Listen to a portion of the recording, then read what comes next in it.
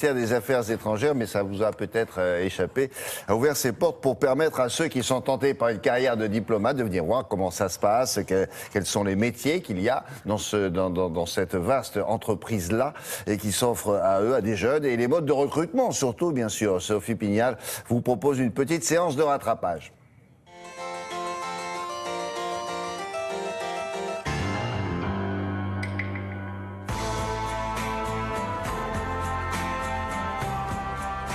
Ça se passait ici, à Paris, 27 rue de la Convention, dans le 15e arrondissement, dans les anciens locaux de l'Imprimerie nationale. C'est ici qu'aujourd'hui est installé le centre de conférence ministériel.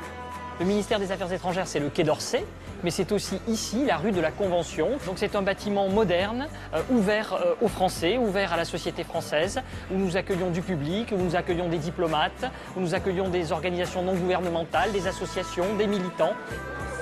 Il y a différents concours dans ce cas. C'est une journée particulière parce que c'est l'occasion pour le ministère des Affaires étrangères d'accueillir le grand public pour lui expliquer la diversité de nos missions, de nos métiers, de nos priorités. Vous avez la chance, quand vous êtes dans l'actualité, d'être utile et de savoir à quoi vous servez.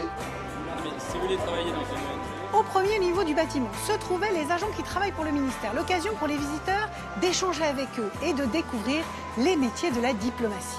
Nous avons créé toute une série d'ateliers consacrés à des thématiques et à des missions très particulières, comme par exemple le point de presse. Nous sommes la seule administration à avoir un point de presse quotidien. Donc nous allons tout au long de la journée faire une série de points de presse où le public pourra participer et poser des questions. Bonjour, donc c'est une question sur l'Ukraine. Nous aurons un atelier aussi consacré au dérèglement climatique, puisque la France accueillera à la fin de l'année la conférence sur les dérèglements climatiques. Cela pourrait être bénéfique pour l'ensemble de l'Union européenne et même pour le monde entier.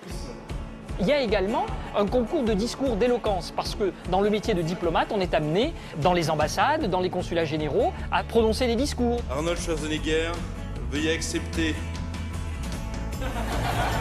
Au second niveau, des informations très concrètes sur les besoins en personnel et sur les modes de recrutement du ministère.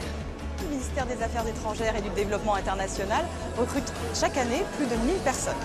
Si vous voulez faire carrière au ministère des Affaires étrangères, la voie d'accès, c'est le concours.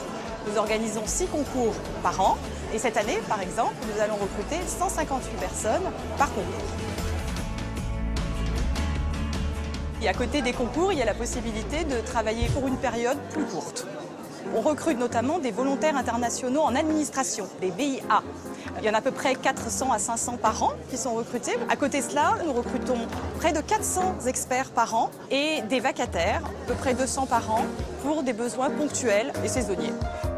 Donc on a des besoins à Rome, on a des besoins à Madrid, mais on a aussi des besoins à Bangui, à Moroni. Nous avons près de 600 stages par an. Et sur les 600 stagiaires que nous accueillons chaque année, les 2 tiers à peu près font leur stage dans des postes à l'étranger, ambassade ou consulat, et 1 tiers à l'administration centrale, au ministère des Affaires étrangères.